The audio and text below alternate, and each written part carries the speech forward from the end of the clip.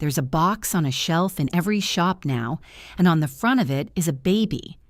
A calm, clever-looking baby. And a promise. Smarter, faster, ahead. There are cards with black and white shapes. There are little tablets that glow and sing the alphabet. There are classes you can drive to on a Saturday morning. And there is the price. And underneath the price, if you are a tired mother or a tired father at the end of a long day, there is a small cold feeling that you are already behind, that you should be doing more, buying more, that somewhere another family is doing it better. I want to take that feeling out of your hands tonight because the truth is very nearly the opposite of what that box tells you. The things that build a young child's mind are small, and they are quiet, and almost every one of them is free. You are most likely doing one or two of them already, without even a name for them. Stay with me, and I will give you 5. My name is Naomi Takahashi. I am 62 years old. I raised my own children in a small house with very little money, much the way my mother and my grandmother raised theirs before me. And now I watch my grandchildren grow, and I see the very same small things working all over again. I have never in my life bought a card or a class or a glowing tablet to make a child clever. Not one. What I am going to tell you did not come from a book or a clinic. It came from 50 years of children at my knee and from a way of raising them far older than I am. The old houses knew these things. Then the world got loud and busy and full of bright things to buy, and they were quietly set down and forgotten. Let me hand them back to you. Here is what I will show you in order. 5 habits. The first is a way of talking with a child too small to talk back, and why it matters more than any toy in that shop. The second is 1 book, 1 time, every day, and the strange number a study once put on it. The third is the most boring one, and the one I would protect above all the others if you made me choose only one. The fourth will feel wrong in your hands when you do it, and I will tell you why you must do it anyway. And the fifth takes the dullest part of your whole day and turns it into the very thing that teaches a child they are capable. None of it costs money. None of it adds time you do not already have. But I will tell you now, there is one part near the end that the people who fill those shelves would honestly rather you never sat down and worked out for yourself. I will come to it. Stay with me to the end, and I promise it will be worth your while. So here is the thing most people have backwards, and once you see it, you cannot unsee it. We have been taught that a child's mind is built by stimulation. The more color, the more sound, the more flashing and singing and special, the better. As if the brain were a little fire, and your only job were to keep throwing on brighter and brighter fuel. That is not how it works. A very young child's brain is not built by how much you put in front of it. It is built by relationship, by the back and forth, by a calm, warm, familiar grown-up paying attention to them and answering them over and over in the most ordinary moments of the day. The fancy programs are loud, but loud is not the same as nourishing. In fact, a great deal of what is sold as stimulating, the bright glowing screens especially, does the very opposite for the very young. It floods them and gives them nothing to answer back to. And the brain is built in the answering. Hold on to that one idea because every habit I am about to give you is really that same idea, wearing 5 different coats. It is not do more things to your child. It is be with your child in small ways on purpose. Now, let me show you the 5. The first habit. The little ones in my family always called it nothing at all because it is as natural as breathing. But the people who study children gave it a name, and the name is serve and return. Picture a slow, gentle game of catch. Your baby makes a sound, a coo, a babble, a little baa. That is the serve, and you send it back. You look at them and you answer, "Oh, is that so?" You babble the sound back to them. They reach a small hand toward the cat, and you say, "Yes, that is the cat, the soft cat."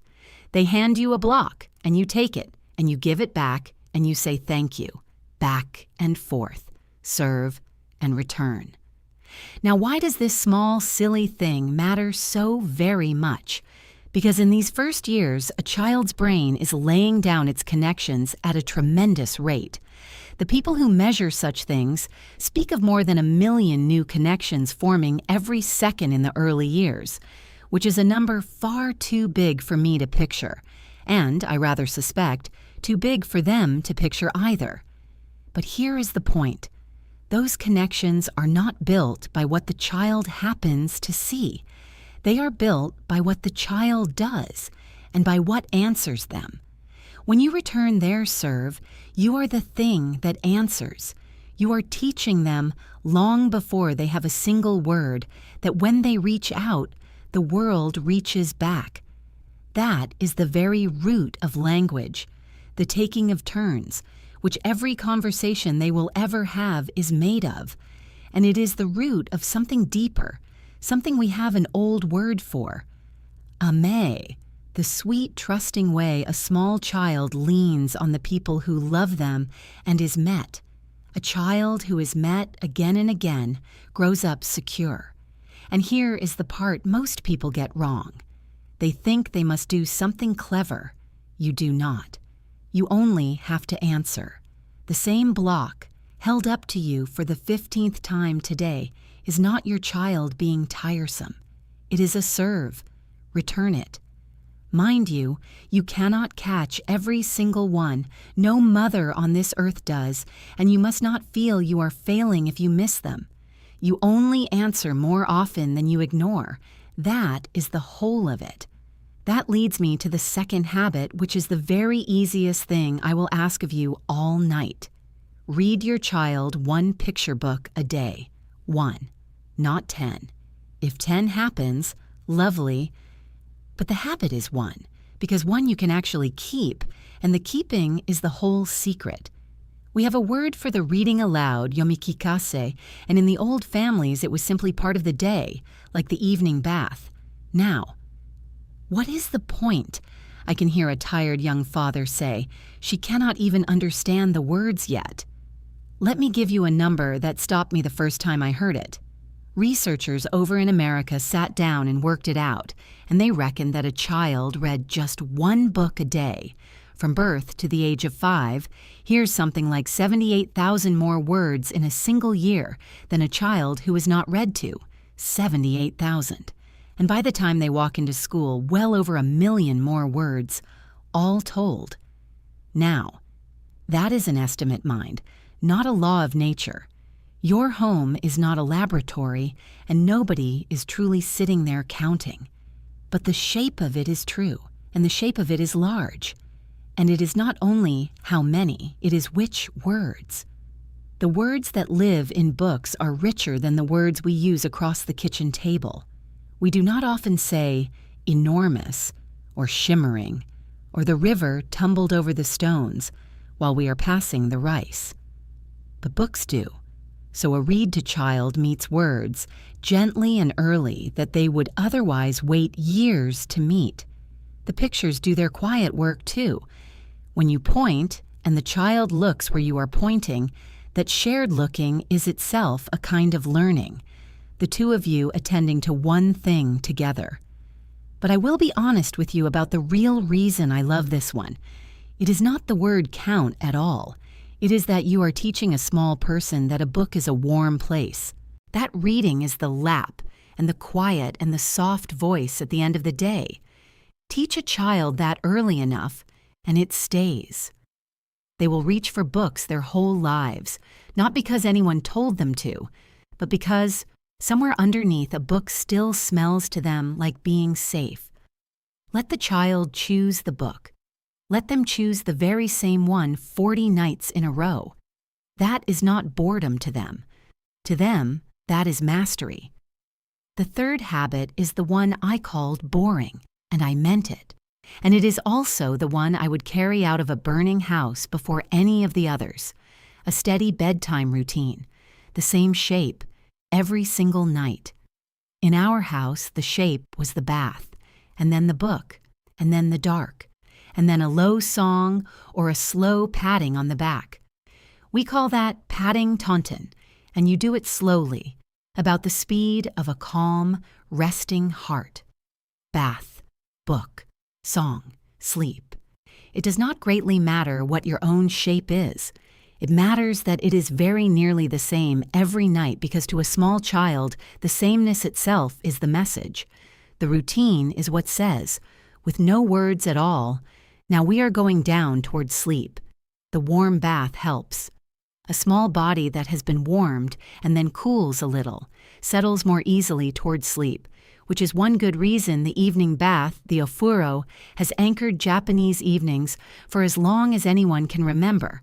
But why fuss so over sleep in the first place? Because sleep is not the child simply resting from the day's learning. Sleep is where that learning is sorted and stored, where the day is carried from the front of the mind into the deep keeping of it. A child who sleeps well on a steady rhythm tends to pay attention better and to manage their own feelings better the day that follows. A tired child is not only crankier, a tired brain holds less. So the bedtime routine is not only there to end the bedtime battle, it is part of the building itself. Now, I must stop here and say one thing very plainly, because this is about a real, living baby, and I will not be careless with it. For an infant, all of this lives inside the rules of safe sleep, and those come first, always before any lovely idea of mine. A baby sleeps on their back, on their own firm, flat surface, their own crib, or their own firm futon, not down in the soft bedding of the grown-up bed and with nothing soft tucked in with them, no pillow, no loose blanket, no padded bumper. Keep them close by all means. In your room, beside you. Closeness is good, and the old way loved it dearly. But close means their own safe surface, set beside you, not your mattress underneath them. Honor the warmth of the old ways with your arms, all through the day. At night, for a baby, it is safe, and it is separate. That is not the old way set against the new. That is simply love, being careful. The fourth habit will feel wrong in your very body, especially if you love your child fiercely, which, of course, you do. It is this. Let them struggle a little before you step in. We have a name for this one too, and it is one of my favorites, Mimamoru, which means near enough to watch over, not to hover, not to rush in and fix, to stand close and watch and give the child the room to wrestle with the small thing themselves. The tower of blocks falls down, the ball rolls away under the chair, the little hand cannot quite push the round piece into the round hole, and everything in you wants to lean in and mend it quickly so the frustration will stop. Wait. Just a few seconds longer than is comfortable for you. Let them try. Let them be cross about it. Let them work at it. Why on earth would I ask you to let your own child be frustrated? Because that small, safe struggle is exactly where a great deal of the most important growing happens. When a child pushes through a little difficulty on their own, they are building the muscles of patience and of trying again. We have an old word, Gammon, for that quiet, dignified endurance, and they are learning, down deep where it counts, the one thing no toy on earth can teach them. I can do hard things. If we leap in and solve every small problem the very instant it appears, then we are, with the most loving intentions in all the world, quietly carrying that lesson away from them. We are teaching them instead to sit and wait for rescue. So let the tower fall, and let them build it again. I will tell you when I first understood this, truly. When my eldest was very small, he was trying one evening to climb up onto a low step, over and over, tipping back onto his bottom, getting crosser with every try. And I had my hands half out to lift him the whole while, and my mother, sitting near us, laid her hand on my arm. Just lightly. "Mata," she said. Wait. So I waited, and he climbed it. And the look that came over his small face, not at me, at himself, well, I have never once forgotten it. That look is the whole reason for this habit. He had not needed me to lift him up. He had needed me to let him climb. And hear me now, because this is the part that matters most of all and the part that is the easiest in the world to get wrong. Mimamoru is watching over. It is not turning away. The key word is watch. You stay right there. You stay warm. This is never, ever leaving a small child alone in real distress, and it is never, ever about a baby crying with a need. A baby who cries needs you, and you go to them, simply and at once. It is only the small, safe frustrations of an older baby or a toddler, with you right there beside them, ready the very moment it tips over from "this is hard" into "this is too hard." And when they manage it, when the piece finally slots home, you are there for that too, with a warm and open face, so that they feel it land, watchful and warm and ready. That is the whole art of it. And the fifth habit takes the very dullest part of your whole day and turns it into something that quietly builds a child. And it costs you nothing but a little patience and a little mess. Let them help. The chores, the plain, ordinary running of the house. A child of 2 can carry the socks from the basket over to you. A 3-year-old can pour the water onto a plant, mostly onto the plant. A 4-year-old can sort the containers, the big with the big and the small with the small, or lay the spoons out on the table. In the old families, this had a name, otetsudai, the child's helping, and it was not a punishment, and it was not make-believe. It was a real, small job, in the real running of the home, given to them on purpose, from young. Now, it would be faster to do it yourself. Of course it would. You will do it twice as well in half the time, and the socks will not end up scattered under the table. But the speed is not the point. The point is what grows inside the child while they help.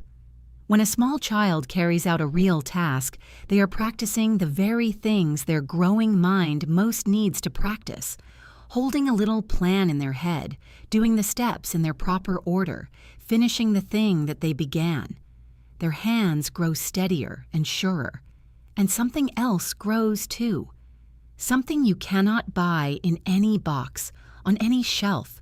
The feeling, settling in, early and deep. I am useful. I am a part of this house. I can do things that matter. That feeling has a plain, old name. It is confidence, and it does not come from being told that you are wonderful. It comes from doing a real thing and seeing with your own 2 eyes that you did it. So tomorrow, instead of doing it all yourself while the little one sits and watches a screen, hand them a true, small job. Match it carefully to what they can really manage so that they can succeed at it. That part matters more than you would think. Give them what they can honestly do. Make it ordinary. Make it theirs. And then let them feel, in their small chest, the proper size of having helped. Now let me do the thing I always do, the thing the people selling those boxes never do. Let me tell you honestly what these 5 habits are and what they are not. They are not magic. I want to say that plainly because I would hate above all things for a tired parent to hear me wrong. Doing all 5 perfectly every day of the week will not turn a child into a genius. There is no such recipe anywhere in the world, and anyone who tells you that there is after your money. What these habits do is quieter and truer than that. They give a child a warm, steady, word-rich place to grow in, and a person to grow it from. That is the soil. What grows up out of it is the child's own, in the child's own time. And that last part matters more than any of the 5 put together. Every child keeps their own pace. Children sit up and talk and walk and master the little puzzle on wildly different timetables. And very nearly all of that great range is perfectly, ordinarily normal. So please, do not let these 5 become one more measuring stick to beat yourself with at night, or to hold your child up against the neighbors. That worry helps no one, least of all the child who feels it on you. And let me be just as plain about the other side of it. These habits are not a substitute for a doctor. If something in your child's growing genuinely worries you, their hearing, their speech, the way they move, the way they meet your eyes, that is not a thing to mend with more reading or more struggle. That is a thing to carry, gently, and without 1 ounce of shame, to your doctor. And early, because early is nearly always the kinder road. Trust that worry and go and ask. And the one hard line beneath all of it, the one I will not soften for anybody. For a baby, safe sleep comes before every clever idea in the whole world. On the back, own firm surface. Nothing soft, always. Not one of these habits, not a single one, is worth the bending of that. A good beginning is built on a safe child. Every other thing sits on top of that one. So let me widen out now, the way I promised you, to the part I said they would rather you never worked out for yourself. Look back over everything I have just handed you. The answering, the one book, the steady bedtime, the waiting before the rescue, the small, real job. Now, count up what all of it cost. Nothing, not a single coin. It costs attention and patience and your own ordinary presence in ordinary moments. And that, you see, is exactly the trouble, from a certain point of view. Because there is no one who grows rich from you talking to your own baby. There is no company whose sales climb when you read the same worn picture book for the 40th night running. No one can fold a steady bedtime into a box and sell it back to you every month.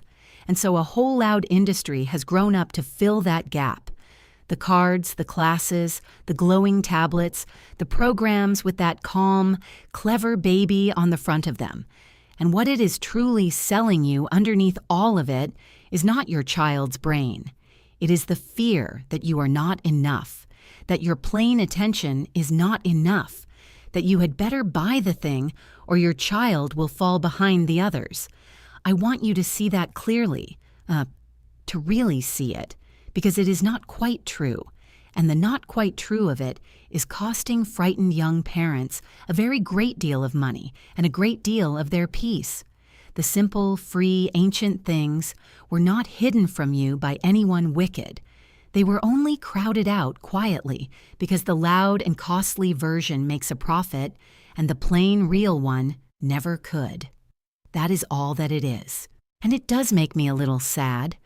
Because the real one is not only the cheaper one, it is the better one. It is the warmer one. And it was here, in your own home, the whole time. You do not need to buy your way to a good beginning for your child. You already hold in your own 2 hands and in your own ordinary evenings very nearly everything that a good beginning is even made of. That is not me being sentimental with you. That is just the older, truer way of the thing, the one that worked and worked well, long before any of this was ever put up for sale. So, here is your week, kept simple. This week, just answer them more. When your little one serves, send it back. Read the one book 1 time, each day, and let them be the one to pick it. Hold the bedtime steady, the same small shape, every night. When they meet a small, safe struggle, count a few slow seconds before you swoop. Watch them and stay warm, and give them one true small job, something they can really do, and let them feel the weight of having done it. 5 small things, folded into the day you are already living. That is all. You do not have to do any of them perfectly. You only have to do them more often than not. And now, I would truly love to hear from you. Tell me, down below, where you are in this world, and which of these 5 your own home finds the hardest just now. The bedtime, perhaps, or the waiting before the rescue, which I do think is the very hardest of them all for a loving parent to do. Tell me that, and tell me how old your little one is. I read every single one that you write, and I answer all the ones that I can. And since tonight we spoke of letting a child struggle just a little, of Mimamoru, the watching over, next time I would like to show you something that sits very close beside it. How the old way taught a small child to wait and to share and to sit quietly with a hard feeling without ever once being shamed for having it. The gentle raising up of patience, the very part this hurried world is in such a rush to skip right over. Until then, trust the small, quiet things more than the loud and the costly ones. Be with your child on purpose in the most ordinary moments of your day. Those are the ones that build everything. And those plain old ways, the ones that were here in our homes long before there was ever a single thing to buy. They will take good care of your children, if only you will let them. Take good care of yourselves, and I will see you next time.